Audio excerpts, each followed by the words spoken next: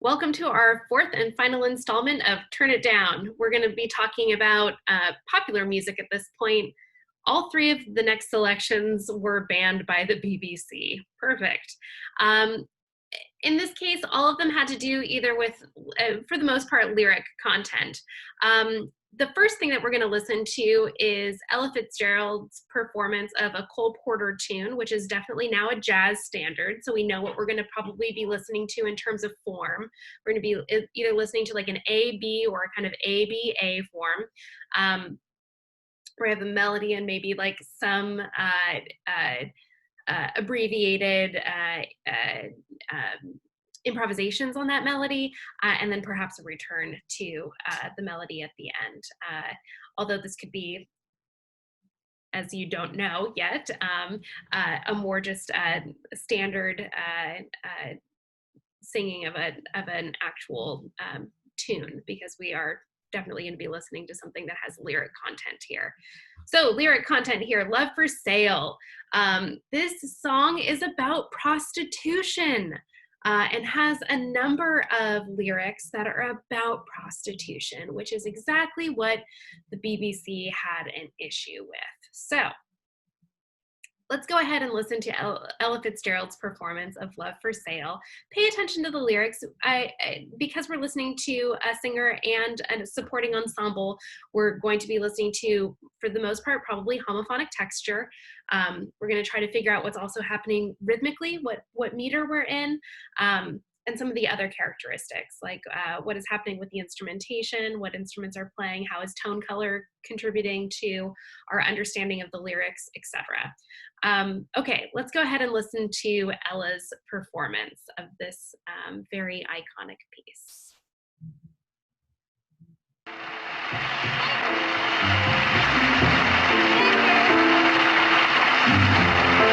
Thank you.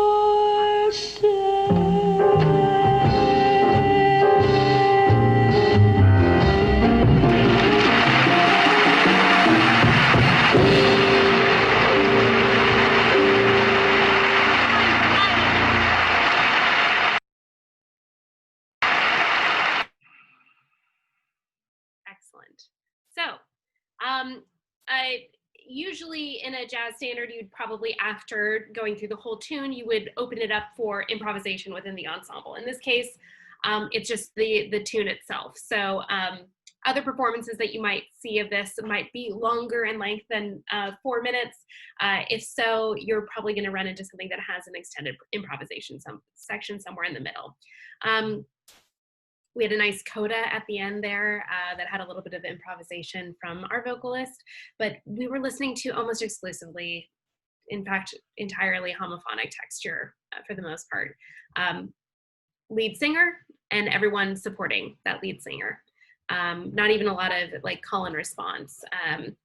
Probably because, you know, again, thinking about the lyrics, the idea of prostitution perhaps being a lonely existence, that you don't have a lot of like actual interaction between you and other individuals, and that's reflected in some of the musical textures that we listen to. Monophonic texture, her all by herself, or just like the ensemble supporting her but not really actually communicating with her.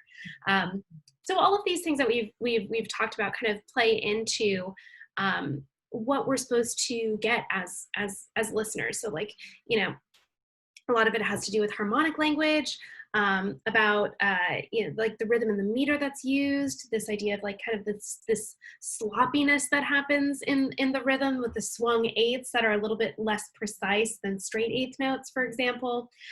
They all have a great impact on how we interpret a piece of music. Also interesting, this was like done in the same like handful of years as Shostakovich's opera, a totally different kind of musical style. So so many different things happening all at once in different regions of the world. In any event, we're going to go ahead and skip forward. We're going to talk about early 1950s rock and roll. Before rock and roll really took off, Chuck Berry's Maybelline was banned by the BBC. And I happen to personally find the lyrics and all of the music that supports the lyrics to be quite upbeat, and not even partially questionable in terms of lyric content, but the guitar solo actually for the 1950s perhaps was a little bit suggestive. So here's Chuck Berry's performance that was televised of Maybelline. Let me pull it up for you guys. I hope you enjoy this one. Quite high in the American charts. The title of it is Maybelline. Oh, Maybelline, can't you be true? Oh, Maybelline, why can't you be true? You just started back doing the things you used to do.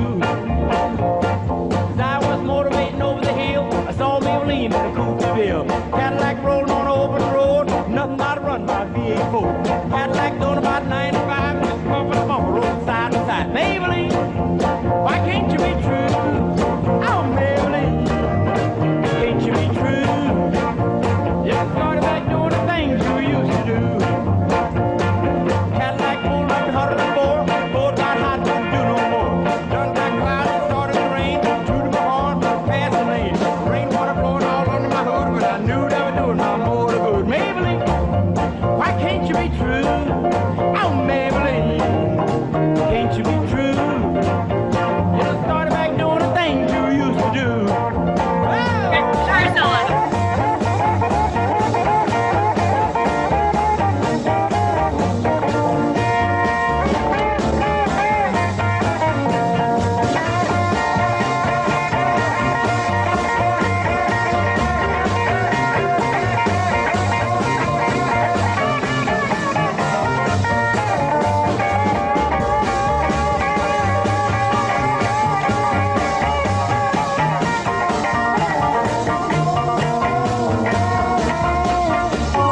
Oh, Maybelline, I think it's why that. can't you be true? That is what was probably Oh, most problematic. Maybelline, why can't you be true? You just started back doing the things you used to do.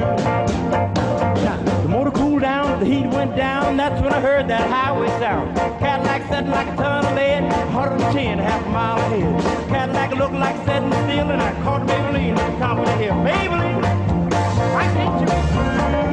Oh, Maybelline, can't you be true? You done started back doing the things you used to do.